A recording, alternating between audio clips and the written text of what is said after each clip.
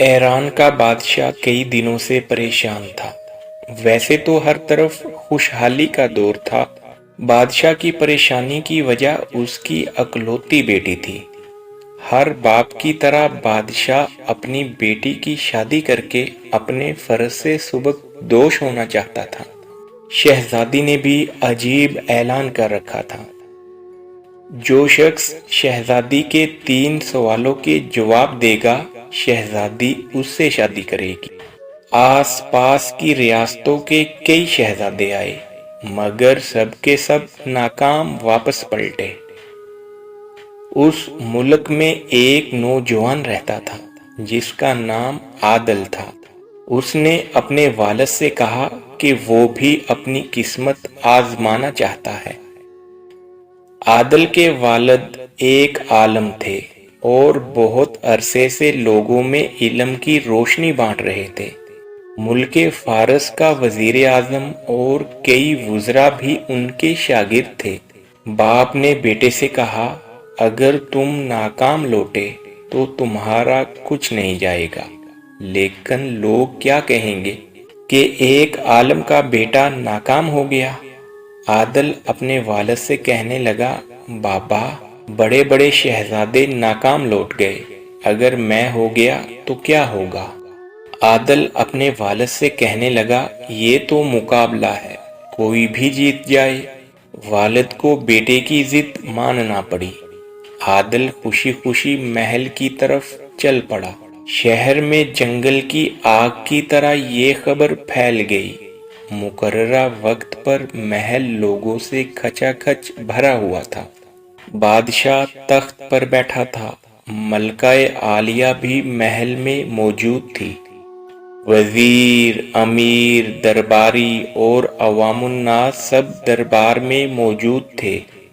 آخر شہزادی نے اپنا پہلا سوال کر ڈالا۔ اس نے شہادت کی انگلی ہوا میں بلند کی۔ عادل کچھ دیر خاموش ہوا، پھر شہادت والی انگلی کے ساتھ والی انگلی فضا میں بلند کی۔ یہ دیکھ کر شہزادی مسکرا اٹھی اور بولی، شاباش نوجوان، تم نے پہلا امتحان پاس کر لیا۔ دوسرے سوال کے لیے شہزادی کرسی سے اٹھی اور تلوار فضا میں لہرانے لگی۔ بادشاہ سمیت ہر درباری کی نظر عادل پر تھی کہ اب کیا ہوگا آگے۔ عادل کھڑا ہوا اور اپنی جیب سے قلم نکال کر فضا میں لہرا دیا۔ شہزادی بولی، شاباش اے نوجوان، ہم خوش ہوئے، تم یہ مرحلہ بھی بآسانی مکمل کر چکے ہو۔ اس آواز کے ساتھ ہی دربار مبارک ہو سے گونج اٹھی۔ 2 سوالات کیا تھے؟ آخر ان کے جوابات کیا تھے؟ ہر شخص اس بات پر غور کر رہے تھے کہ شہزادی نے کیا سوال کیے اور عادل نے کیا جوابات دیے۔ اسی دوران ملکہ نے تیسرا سوال کر ڈالا۔ شہزادی تیزی سے سیڑھیوں سے اتری اور تیزی سے سیڑھیوں پر واپس چلی گئی۔ یہ سوال بڑا عجیب تھا۔ ہر طرف خاموشی تھی کہ اب کیا ہوگا۔ آخر عادل کھڑا ہوا اور اپنا ہاتھ اپنے دل پر رکھ کر شہزادی کی طرف دیکھنے لگا۔